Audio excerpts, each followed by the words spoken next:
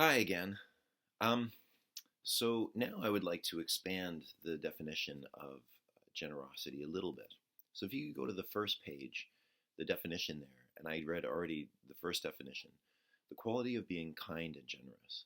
So you might be surprised to see that the second definition of generosity is the quality or fact of being plentiful or large. So this is not this idea of generosity, and I think also thankfulness and gratefulness as being large, I think is quite marvelous. I think it's quite beautiful. And I think it has to do, I feel like, with expanding outside of our own sense of, our own ego that we get trapped in, that sense of the realm. We're angry and we're right. I am right and you are wrong and you are different from me. So this idea of myself and the other and my humanness and nature and all the various divisions that we have between us and the world. I feel like generosity is a way of breaking down those limits. So one example of this, which I gave a quote from, is from Walt Whitman. It's the first quote there below the generosity definition. So this is from Song of Myself, and it's from a large section, and I won't read the whole section because I feel like this is the only important part for us now. But he says, "Do I contradict myself? Very well then, I contradict myself. I am large. I contain multitudes." I feel like this is the spirit which I am trying to get across. This idea which kind of goes beyond binaries and goes beyond being right and wrong into a space of just like where there's no self and there's no other, and there's no judgment that you lay to other people, and there's hardly even any negativity. It's just a shamelessness. It's am I wrong? Okay, I'm wrong. Who cares? You know. So I really like that, and this idea of the kind of largeness that we can attain if we keep this thankful way of thinking. So an analogy which I can give you, which I've been thinking about, is almost like if you were in a car. We all know this feeling of being in a car or in a taxi, right? And there's a screen between us and the world. So I feel like what Walt Whitman is suggesting we do, and what Rumi is suggesting we do, and I believe Baldwin as well, is to get out of the car and connect to the things around us. So in the car, we are protected by metal and glass. There's a division between us and the things around us. Everybody outside of the car is distant from us, and we're separate. So I feel like the sense of largeness is a sense of connectedness to the world around us.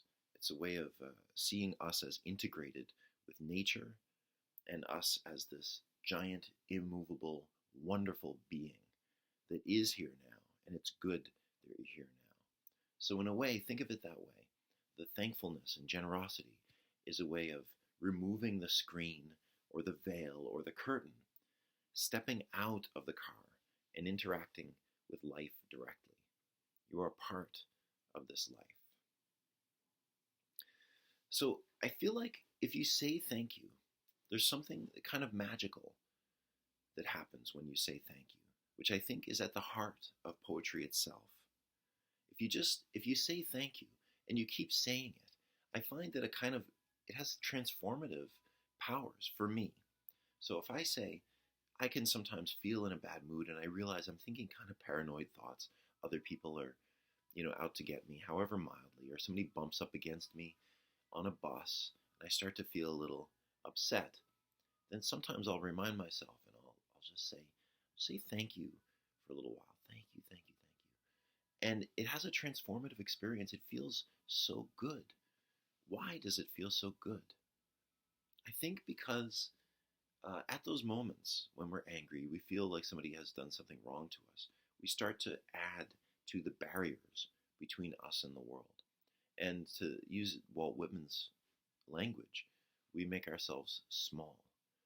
So rather than that, I think when you say thank you, when you feel generous, when you express generosity, you're saying, I am large. I am monstrous. I can accept this. and you kind of step out of the car, so to speak. And in a way, that's a way of disrupting the binary way of thinking. Everybody is separate from us. We are different. There's male and there's female, and there's this race and there's that race, and there's all these differences. Of course, all these differences are true, but to me, in the most beautiful, deep, poetic moments, it doesn't really matter class and distinctions and who is other than whom. Those things don't matter. So to me, it's a way of shattering binaries.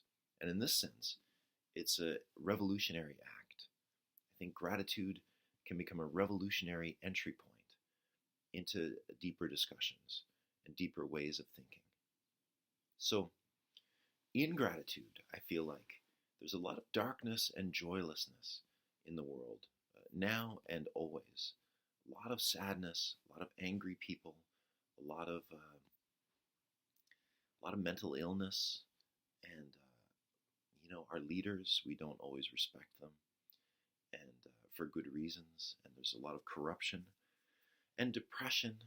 So this is where I feel like it can become a revolutionary act, and not just the saying of it, not just saying thank you, but writing about it, making art which comes from that place.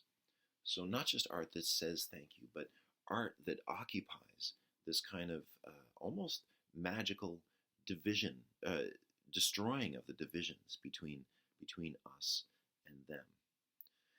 So in a way, it's awe, AWE, awe, and gratefulness and generosity, saying thank you. In a way, it's a revolutionary way to disrupt the news. The news can feel so toxic, and all the fear that are surrounding us. Like right now, it's the novel coronavirus, and we're so afraid. How can we combat this without being fools? How can we feel good about ourselves without being stupid, without being dumb? I feel like this is one of the ways. So, I feel like a really wonderful example of awe and gratefulness is in the second poem, which I'd like to read, which is called Gratitude by Mary Oliver. Mary Oliver, I'll say, she died a year or two ago. She was an American poet, and she writes very simple poems. They're not very academic, and some might say they're not very deep, but I feel like there's a strong voice and a strong personal connection, and she speaks very clearly, and she captures, I feel like, this sense of gratitude, generosity, thankfulness very well, and it made her very famous. She was on many bestseller lists and sold many books, and was almost a kind of spiritual figure in the world of poetry. So let me read this poem. It's called Gratitude by Mary Oliver, and then I'll give you another prompt based on this poem. What did you notice?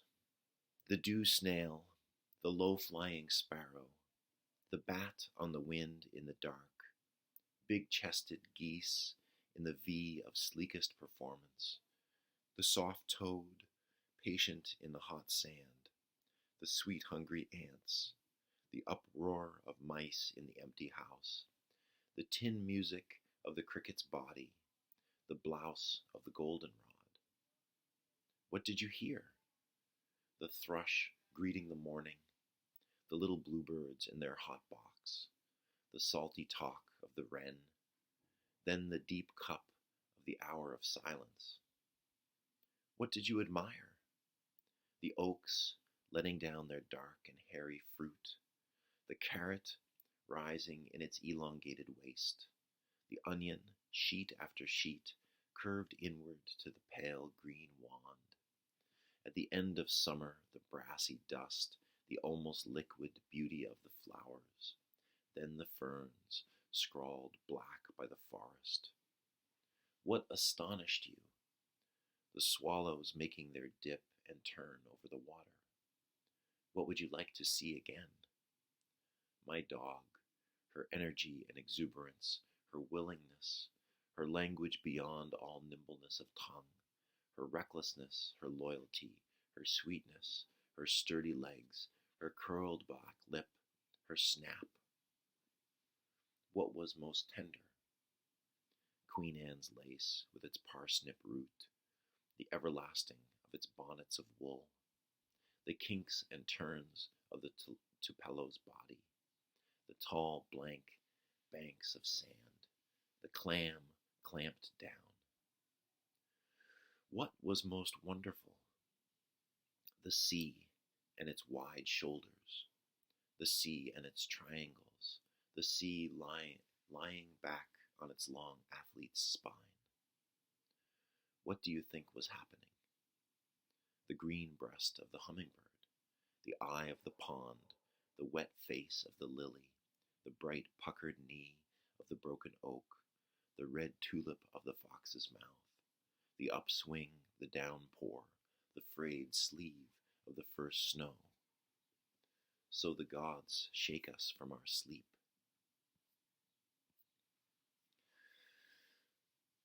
Beautiful, right?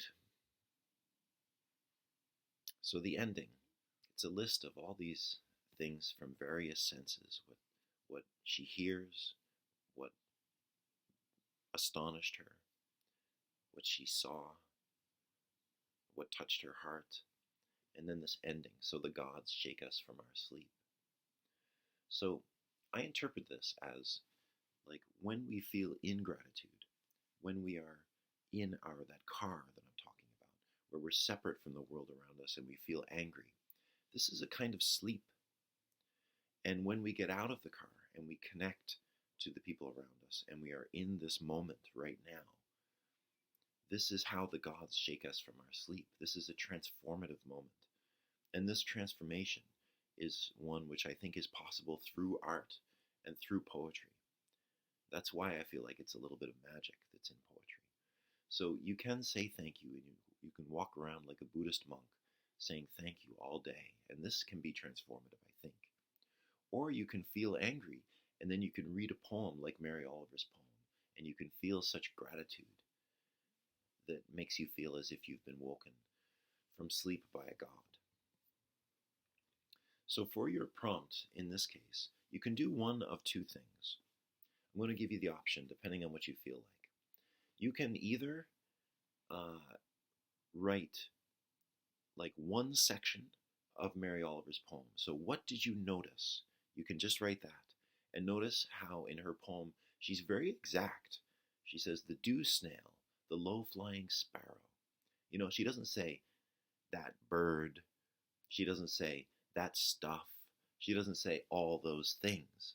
She says, the little bluebirds in their hot box, the salty talk of the wren. So as often as possible, try to be as specific as Mary Oliver has been. She's not being vague. She's saying exactly what made her happy. And so we also can share more closely and feel the happiness that she has felt. So she is the proxy that helps us to feel this joy directly. So you can do one of two things. You can either write one section like she has done. What did you notice? Or what did you hear? And then make a list. Or you can structure a poem exactly like she has structured with those questions. So only the questions. You should write, what did you notice? What did you hear? What did you admire? And then don't fill them in the way that she has filled them in, but fill them in your own way. Okay? So either do one section or either do the entire poem like Mary Oliver has done. And I'll give you a little bit more time to do that and try to be as exact as possible. So take 6 minutes for that, and then I'll be back out.